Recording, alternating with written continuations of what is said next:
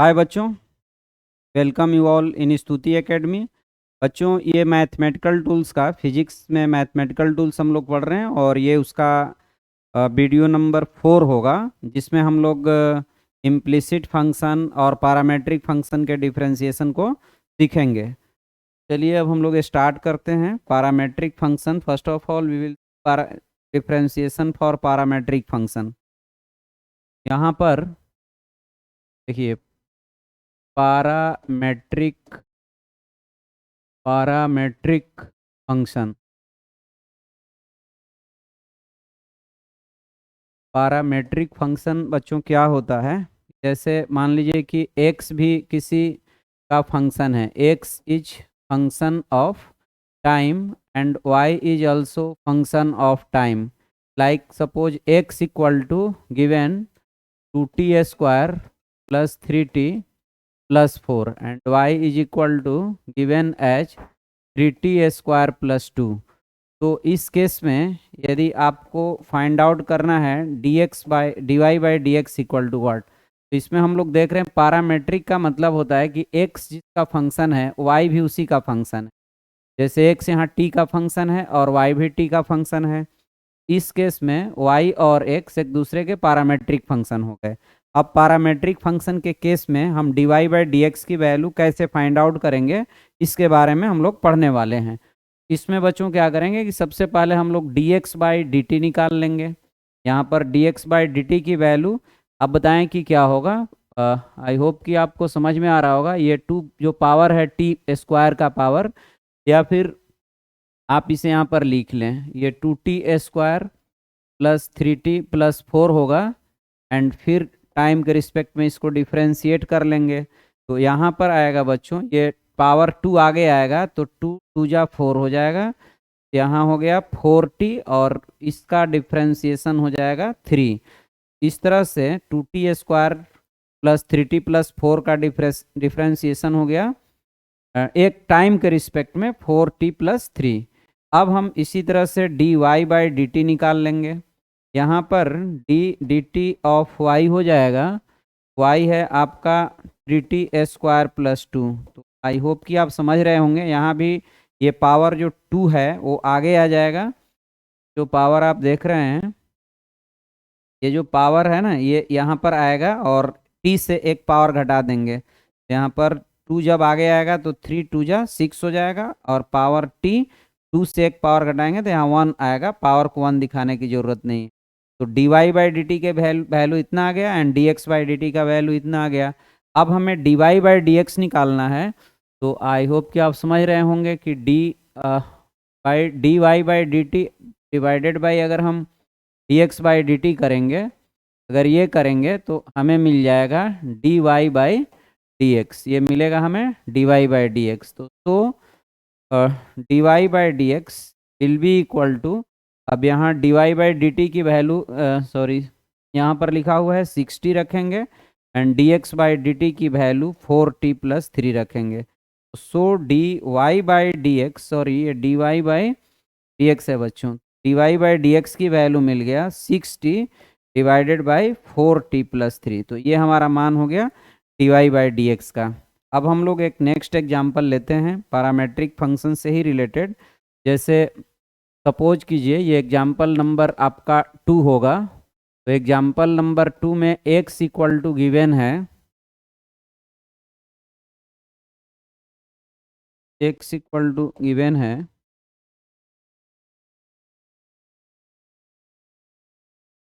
ये x equal to given है। मान लीजिए कि यहाँ पर साइन थीटा दिया हुआ है and y equal to given है tan थीटा। यहाँ स्टूडेंट दोनों ही केस में हम लोग देख रहे हैं कि यहाँ पर आप देख रहे हैं कि ये थीटा का फंक्शन है और ये भी थीटा का फंक्शन है, x भी थीटा का फंक्शन है और y भी थीटा का फंक्शन है and we have to find dy/dx। Mean बताना है कि dy/dx की वैल्यू क्या होगी। तो इस केस में हम लोग सबसे पहले dx/d निकाल रहे हैं। सॉल्यूशन हम लोग ऐसे करते हैं कि सबसे पहले हम लोग dx/d निकालेंगे, जिसकी वैल्यू हो जाएगा d ऑफ, हमें साइन थीटा लिखना है, ऑब्वियसली ये हो जाएगा कॉस थीटा। सिमिलरली हम लोग अब dy बाई डी थीटा निकालेंगे, that is d theta of tan theta निकालेंगे। और आप सभी जानते हैं कि tan थीटा का डिफरेंशिएशन थीटा के रिस्पेक्ट में क्या होगा, सेक स्क्वायर थीटा होगा। Now we have to find dy by D x. तो अगर हम इक्वेशन सेकेंड को इक्वेशन फर्स्ट से डिवाइड करते हैं तो we can get dy by D x. तो यहाँ पर dy by D x mean में dy by d theta divided by D x by d theta निकालनी होगी, ये करना होगा बच्चों। dy बाई डी एक्स की वैल्यू होगी यहाँ पर sec square theta divided by cos theta, mean इसकी वैल्यू पुट कर देंगे फिर इसकी वैल्यू पुट कर देंगे इस तरह से। अब आप कॉस थीटा भी ऊपर चला जाएगा तो यहाँ पर dy बाई डी एक्स की वैल्यू हो गई सेक क्यूब थीटा। तो पैरामेट्रिक फंक्शन का मीनिंग यही होता है बच्चों कि x भी किसी पार्टिकुलर किसी क्वांटिटी का फंक्शन है, y भी उसी क्वांटिटी का फंक्शन है। तो इस केस में अगर हमें dy बाई डी एक्स निकालना होगा तो सबसे पहले हम, जैसे इस एग्जाम्पल में y भी थीटा का फंक्शन है और x भी थीटा का फंक्शन है, तो y को फर्स्ट ऑफ ऑल हम थीटा के रिस्पेक्ट में डिफ्रेंशिएट कर लेंगे, that is we will find dy by d theta. उसी तरह से x को भी हम थीटा के रिस्पेक्ट में डिफ्रेंशिएट कर लेंगे, that is we will find dx by d theta. then if we are interested to find dy by dx then we should write like that dy by dx equal to dy by d theta by dx by d theta। आप ऐसे भी सोच सकते हैं कि d theta cut जाएगा, but ऐसे cutting cancellation authorise नहीं है, ऐसा कैंसिलेशन परमिटेड नहीं है। तो बस ये हमें समझना है कि dy by d theta and dx by d theta. समझने के लिए ये आप ऐसे इमेजिन कर सकते हैं कि डी थीटा कट गया तो dy बाई डी एक्स ही फाइनली मिलेगा। तो dy बाई डी एक्स की वैल्यू हो जाएगी sec square theta by cos theta, that is sec cube theta. Okay, अब हम लोग एक और एग्जांपल इससे कर सकते हैं या, तो जैसे मान लीजिए यहाँ पर y इक्वल टू गिवन है e to the power t plus sine t and x equal to given है t square plus 2t plus 3 whole power 3/2। ये एग्जाम्पल नंबर 3 है पैरामेट्रिक डिफरेंशिएशन से रिलेटेड। तो we have to find dy by D x, mean dy by D x की value क्या होगी। तो बच्चों इसमें हम लोग क्या करेंगे कि सबसे पहले अभी हम लोग dy बाई dt की वैल्यू निकालते हैं। मैं इसकी सॉल्यूशन लिख रहा हूँ। तो यहाँ पर dy बाई dt की वैल्यू जब लिखेंगे तो ये वैल्यू हो जाएगा d d t of e to the power t plus sine t हमें करना होगा, mean e to the power t का differentiation e to the power t होगा एंड साइन t का डिफरेंशिएशन cos t हो जाएगा। तो ये वैल्यू dy बाई dt का होगा, इसको हम लोग इक्वेशन नंबर a मान लेंगे। फर्दर हम x को भी डिफरेंशिएट करेंगे, that is we will find dx by dt। अब यहाँ पर बच्चों डी डी टी ऑफ हमें निकालना होगा x का differentiation, mean we have to differentiate t square plus 2t plus 3 whole power 3/2। Obviously बच्चों ये फंक्शन ऑफ फंक्शन का डिफरेंशिएशन है। सबसे पहले हम ये इंटायर के रिस्पेक्ट में इस गिवन फंक्शन को डिफरेंशिएट करेंगे, फिर ये भी टाइम का फंक्शन है तो उसे भी डिफरेंशिएट करना पड़ेगा। तो बच्चों यहाँ पर हो जाएगा आपका dx बाई डी टी। अगर हम लोग निकालें तो dx बाई डी टी की वैल्यू हो जाएगा 3/2, आगे आ जाएगा T square plus 2t plus 3 और उस पर 3/2 से एक पावर कम होगा तो 1/2 हो जाएगा, इनटू फिर इसका डिफरेंशिएशन 2t प्लस 2 हो जाएगा, 2t प्लस 2 हो जाएगा, राइट। तो सो बच्चों we have dx by d t equal to 3/2 t square plus 2t plus 3 whole power 1/2 into 2t plus 2, right. तो if we are interested to find dy by dx we should write dy by dt divided by dx by dt। Okay, अब हम this is equation number b। तो अब हम अगर a को b से divide कर लें तो we can get desired result and I hope कि आप चीज़ को समझ रहे होंगे।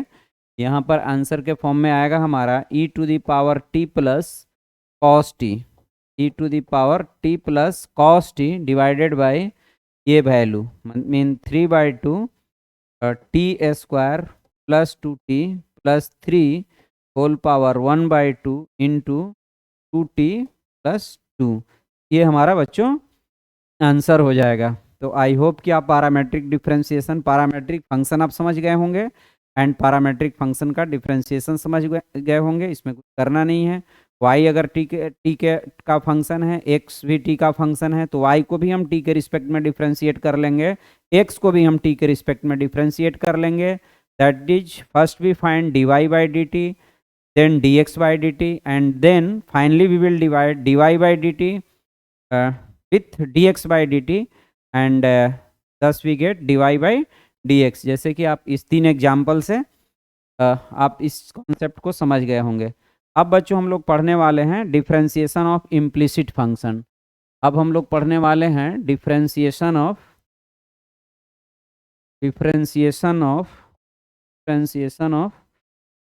Implicit function. चलिए, differentiation of implicit function, differentiation of implicit function. बच्चों यहाँ सबसे पहले ये समझना होगा कि what do mean by implicit function. हम इम्प्लिसिट फंक्शन किस फंक्शन को बोलेंगे? तो कुछ फंक्शंस ऐसे होते हैं जिसमें y और x सेपरेबल्स होते हैं या सेपरेट करके दिए होते हैं। फॉर एग्जांपल, जैसे मान लो आप y equal to sine x है, तो इसमें y और x दोनों इक्वेशन के राइट हैंड साइड में है और लेफ्ट हैंड साइड में है। ओके, y है आपको लेफ्ट हैंड साइड में एंड ये है राइट हैंड साइड में। बट कुछ जैसे यहाँ भी ये इस इक्वेशन को भी आप देखेंगे तो शायद ऐसा ही है, ये आपको लेफ्ट हैंड साइड है, ये राइट हैंड साइड है। ऐसे इक्वेशन जिसमें x और y सेपरेबल्स हो, मतलब y can be expressed in the term of y, such functions are known as explicit function. But implicit function क्या होगा?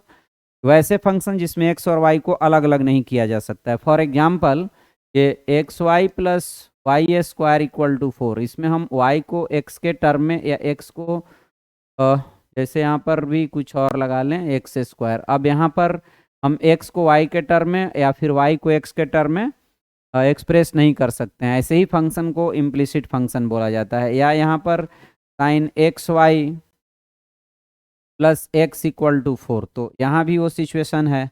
तो ऐसे फंक्शन जिसमें x और y को अलग अलग नहीं किया जा सकता है या फिर अलग अलग करना डिफ़िकल्ट होगा, उससे एक डिफ़िकल्ट एक्सप्रेशन मिलेगा, तो ऐसे फंक्शन को हम इम्प्लिसिट फंक्शन बोलेंगे। अब प्रॉब्लम यह है कि हम इम्प्लिसिट फंक्शन जैसे y एक तरफ होता है, x दूसरे तरफ होता है, तो dy बाई dx निकालना ईजी होता है। अब हमारे पास प्रॉब्लम यह है कि यदि फंक्शन इम्प्लिसिट है तो हम उसके डिफ्रेंशिएशन कैसे करेंगे? अब बच्चों हम लोग यहाँ देखते हैं, कुछ इम्प्लिसिट फंक्शन लेते हैं और उसकी डिफ्रेंशिएशन कराते हैं, जिससे आपको ये समझ में आ जाएगा कि हम इम्प्लिसिट फंक्शन का डिफ्रेंशिएशन कैसे कराएंगे। फॉर एग्जाम्पल, जैसे हम फर्स्ट एग्जाम्पल लेते हैं, यहाँ पर x y square plus x square y equal to 4। I hope कि आप समझ गए होंगे कि this is example of implicit function.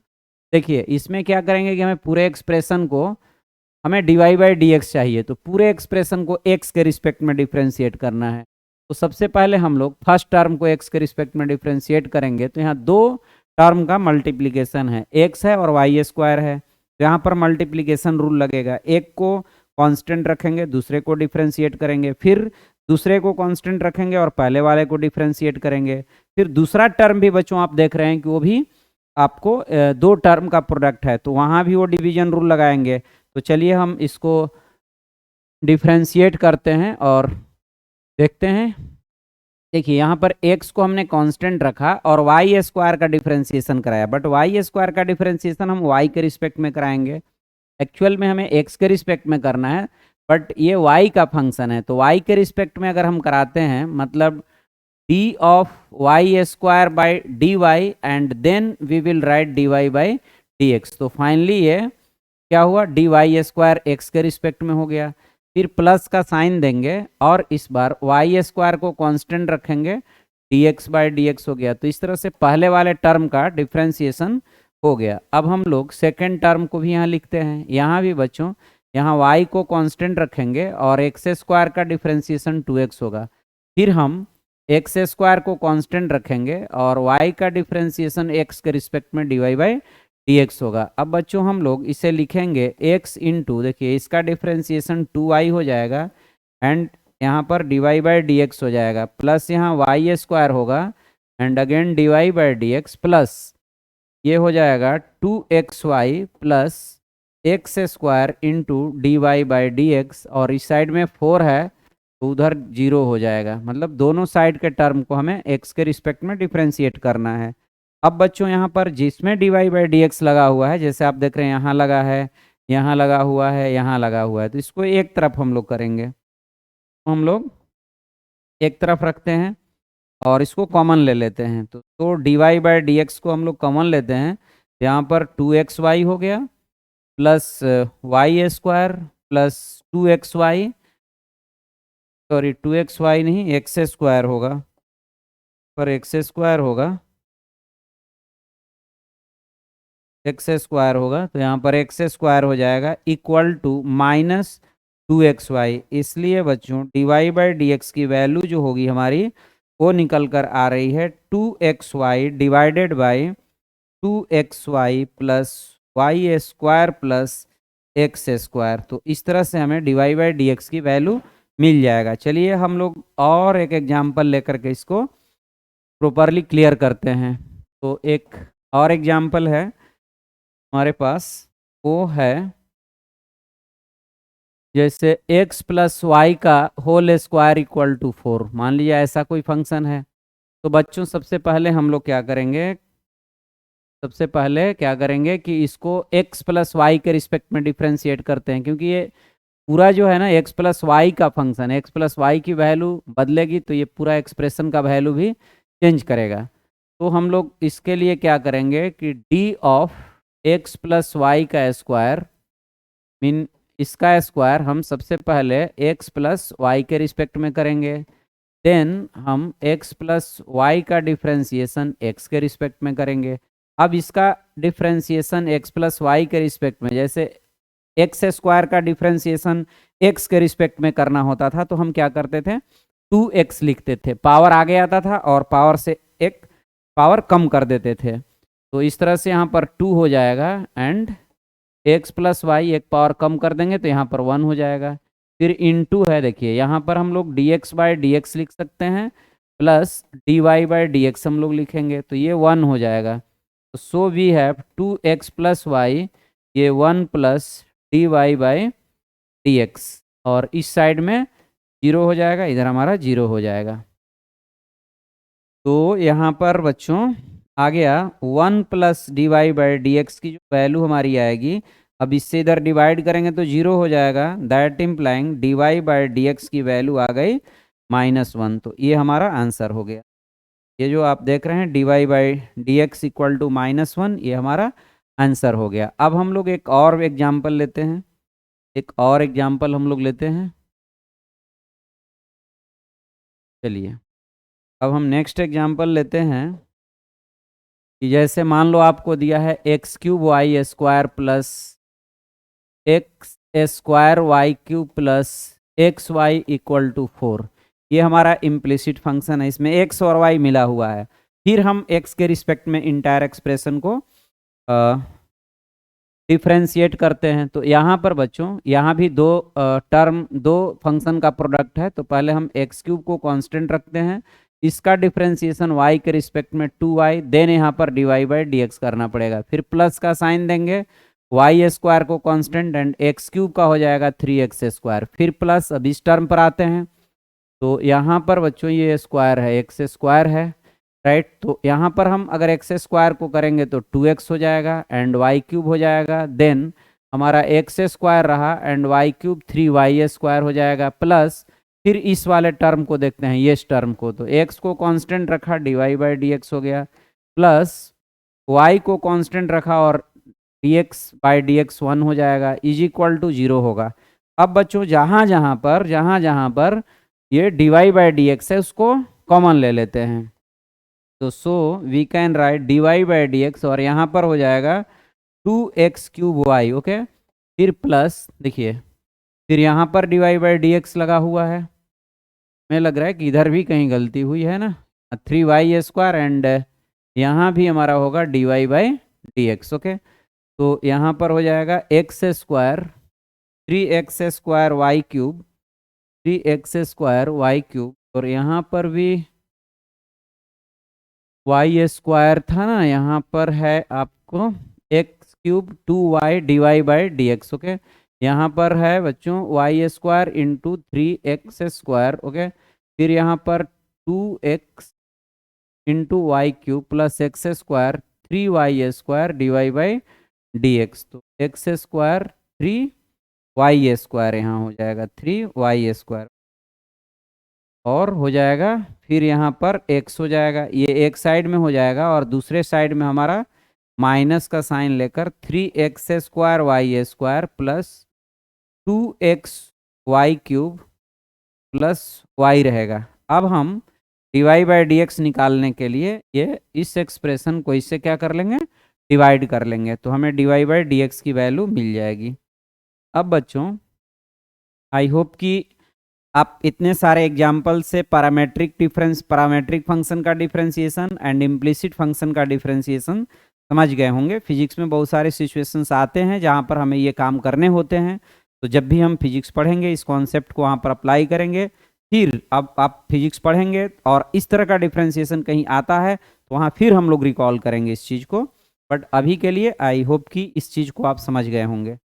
अब हम लोग बच्चों डिफरेंशिएशन में एक शॉर्ट लिस्ट कर लें कि क्या क्या पढ़े हैं हम लोग। डिफरेंशिएशन में जो बेसिक फंक्शंस होते हैं या जो बेसिक डिफरेंशिएशंस होते हैं वो डिफरेंशिएशन पढ़ा, जिसमें हमने 11 फार्मूला लिखवाया था, जिसमें हमने x पावर n का a plus b x power n का, फिर sin x का, cos x का, tan x का, sec x का, cot x का एंड cosec x का, e to the power x का, log x का, किसी कांस्टेंट का डिफरेंशिएशन क्या होगा ये हमने निकलवाया था और उस पर ढेर सारा प्रॉब्लम कराया था।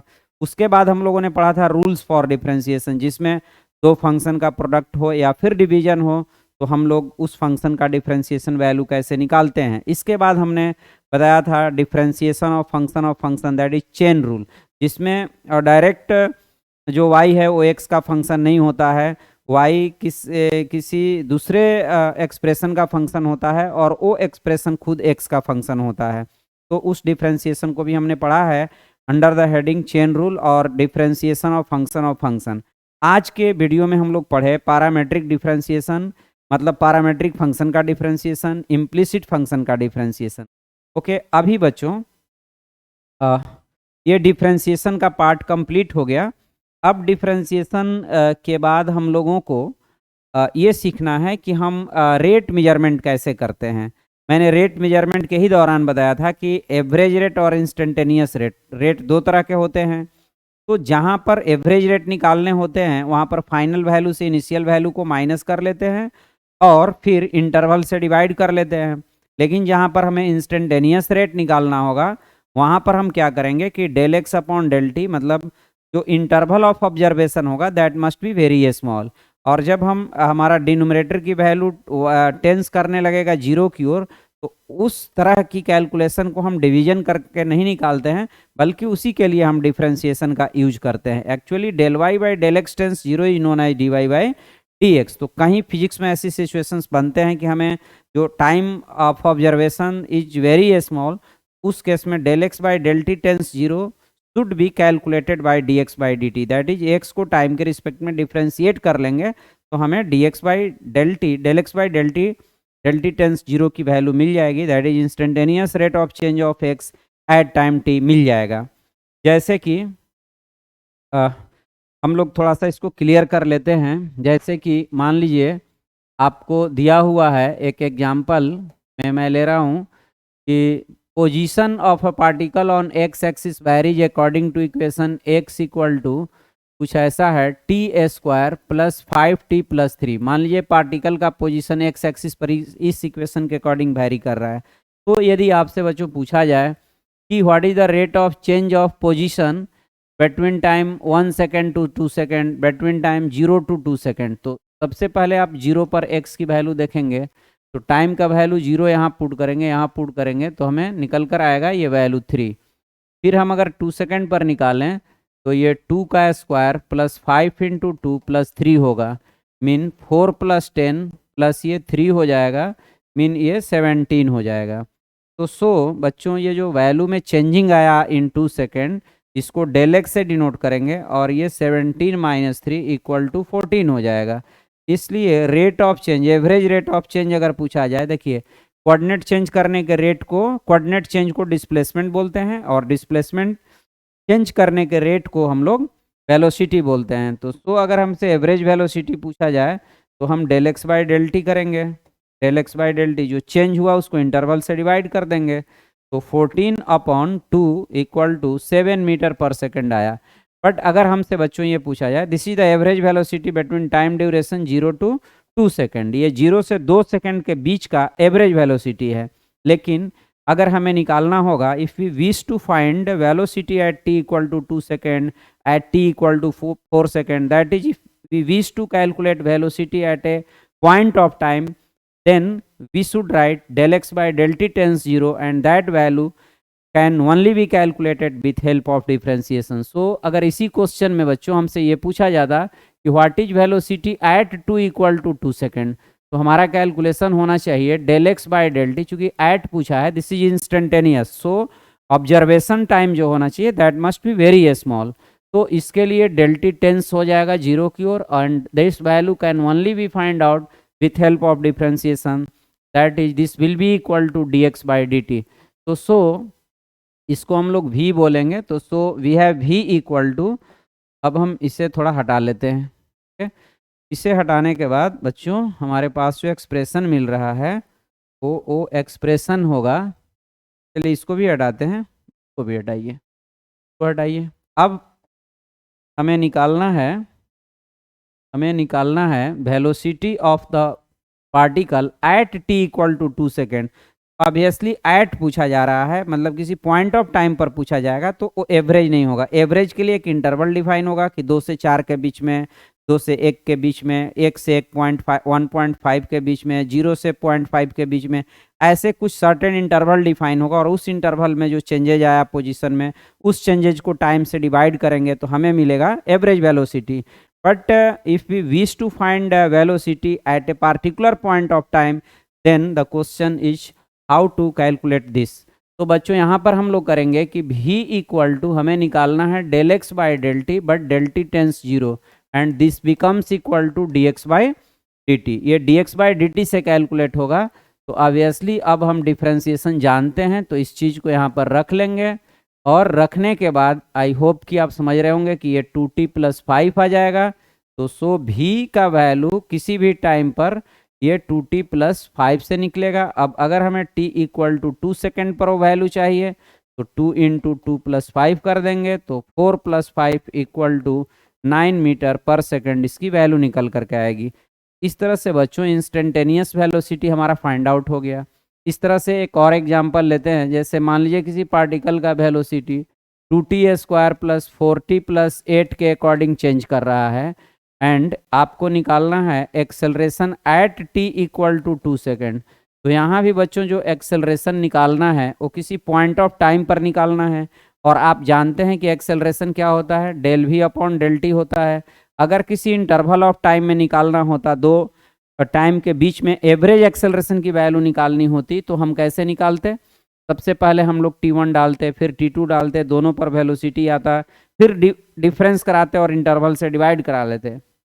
बट यहाँ पर हमें बच्चों ये क्या करना है, at a point of time निकालना है, at a sharp point of time निकालना है, that is we have to find instantaneous acceleration. तो आई होप कि हमें फिर क्या करना होगा कि a equal to a should be written as del v by del t tends 0 and this only be calculated by dv by dt। So यहाँ पर बच्चों हमें क्या करना होगा, हमें डिफ्रेंशिएट करना होगा। अगेन हमें क्या करना होगा, डिफ्रेंशिएट करना होगा इसे। तो चलिए इसे हम डिफ्रेंशिएट करते हैं v को, तो d dt हो जाएगा और यहाँ पर हम लोग लिखेंगे 2t² + 4t + 8। तो वी है 4t + 4। अब ये a जिस टाइम पर बोल रहा है t इक्वल टू 2 सेकेंड पर चाहिए, तो यहाँ t इक्वल टू 2 सेकेंड पर यहाँ 2 भर देंगे तो 2 इंटू 2 प्लस 4 होगा, that is we have 8 plus 4 that is 12 metre पर सेकेंड स्क्वायर। तो इस तरह से बच्चों after knowledge of differentiation now we are able to find instantaneous rate of change of a quantity with respect to quantity on which it depends. For example, here velocity depends upon time. So if we want to find rate of change of velocity with respect to time at a point of time, that is instantaneous rate of change of v with respect to t, then we should go through the differentiation. So आप समझ गए होंगे कि differentiation की knowledge हो जाने से अब हमें एवरेज रेट के साथ साथ इंस्टेंटेनियस रेट भी मालूम हो जाएगा। Thank you very much. अगले वीडियो में मिलते हैं।